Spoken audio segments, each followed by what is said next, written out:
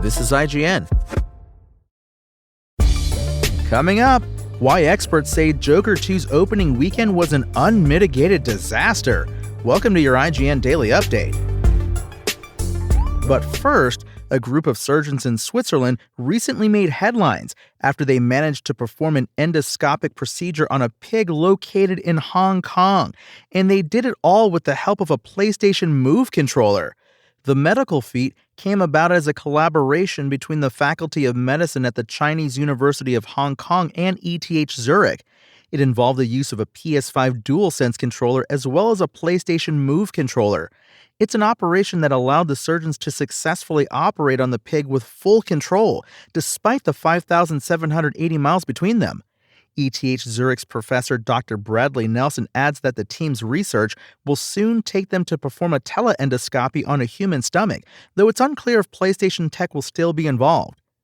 And the debut trailer for Fallout New Vegas mod Fallout Nuevo Mexico shows off the completely revamped game in a similar fashion to how Fallout London completely changed Fallout 4.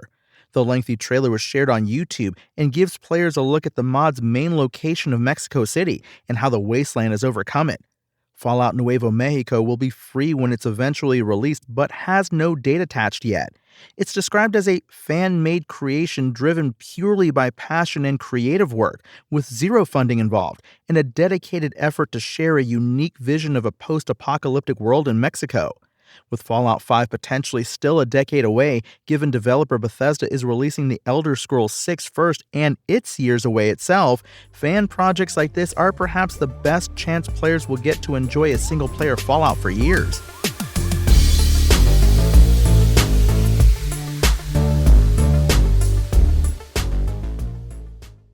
Despite Joker Folie à Deux's musical twist, there's no dancing around this one. Todd Phillips' follow-up to his 2019 DC mega hit had a disastrous opening weekend. Joker Folie à Deux opened to a dismal $37.8 million domestically over the weekend, less than half of the $96.2 million opening of the first Joker. That puts it below the disappointing debut weekends of other comic book movies, including The Marvels at $47 million and The Flash at $55 million, as well as early tracking that predicted the sequel opening at $70 million plus. Joker Folie à Deux found some reprieve overseas, taking in an estimated $81.1 million internationally, for a global total of $121 million.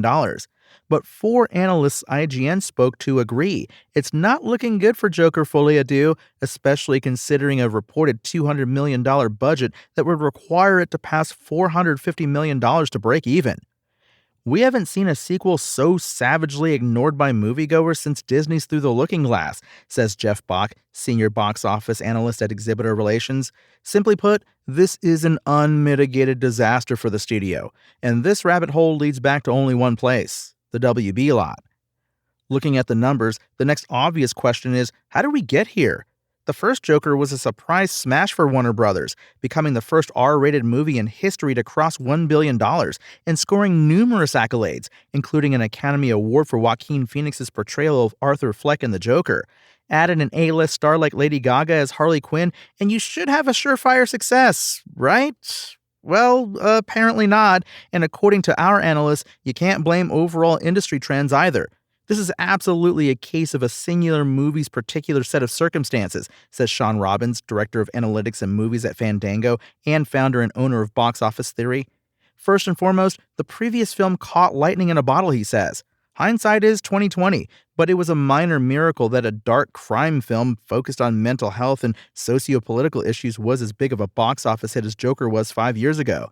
Sure, the IP contributed to that, but it was also a character that had historically succeeded in large part because of his mysterious past and very minimal origin story. Basically, it's the challenge to capture lightning in a bottle twice that all of our analysts point to. Don't put the heat on marketing, superhero, comic book fatigue, or anything else. The issue with Joker Folie à Deux is the movie itself. Marketing could not have done any better. The movie is what it is, says David A. Gross, who runs the movie consulting firm Franchise Entertainment Research. Some started to raise eyebrows as soon as the news of the sequel was even announced, given the standalone nature of the first movie. More information sparked curiosity, but also signals that this would mark yet another big creative swing from Phillips, particularly the rumors that Joker Folia Do would be a musical, something Phillips would later hedge slightly. But the real nail in the coffin? Our analysts agree, it was what people actually had to say about the movie after seeing it.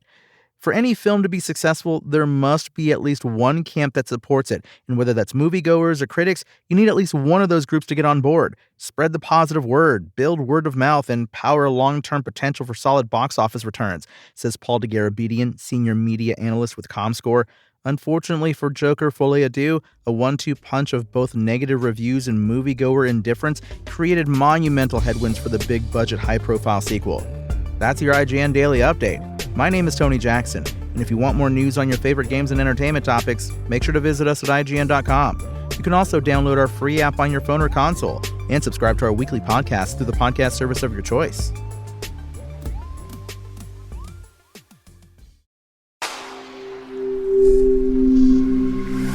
Spoken Layer.